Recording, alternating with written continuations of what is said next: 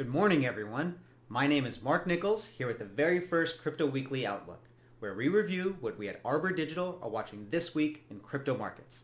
Let's dive in. Currently, 30-day rolling correlation of Bitcoin and Ethereum to traditional equities is at 0.94. This is the highest this metric has ever been.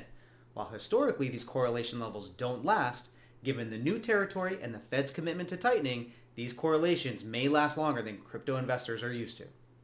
This is why we are paying attention to earnings announcements this week for traditional equities, with a few in particular. Tuesday has Alphabet, which is a wholly owned subsidiary of Google. Recently, Google Labs created a blockchain division. Google Pay announced a new leader and highlighted they are paying very close attention to crypto. Crypto payments, anyone? And finally, YouTube is exploring adding NFT features for creators to remain competitive. Wednesday has Meta Platforms, formerly of Facebook.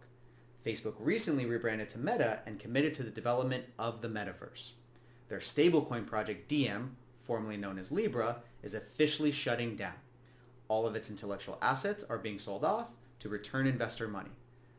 Thursday has Activision Blizzard reporting.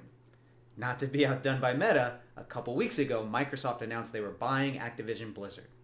Now, many believe this is Microsoft's commitment to gaming and the metaverse. Next up, are stablecoins inevitably going to be controlled by the big banks?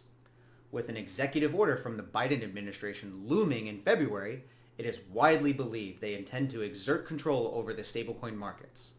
Currently, stablecoins are the tool crypto traders use to move in and out of positions, not fiat. Stablecoin trading accounts for 70% of daily transactions on any given day. The administration feels if they get control of stablecoins, that it will lead to control of the broader crypto industry. Now, this shouldn't come to any surprise, as the report on stablecoins released last November by the President's Working Group, which included Janet Yellen, one of crypto's favorite advocates, called for Congress to pass laws requiring stablecoin issuers to operate as banks and restrict their affiliation with commercial entities. The Federal Reserve Board also released a discussion paper on January 20th of this year, looking into the potential pros and cons of creating a US CBDC, which stands for Central Bank Digital Currency. They have established an open period for comment until May 20th, 2022. You can find the link to submit comment below. The 5 pros highlighted in the paper are 1. Increasing and improving domestic payment options.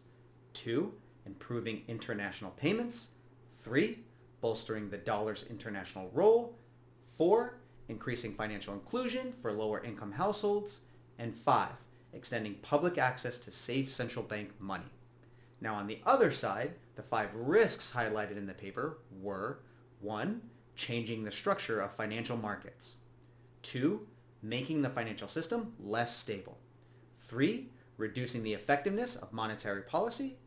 4, damaging privacy and facilitating financial crimes. And 5, operational disruptions and cybersecurity concerns.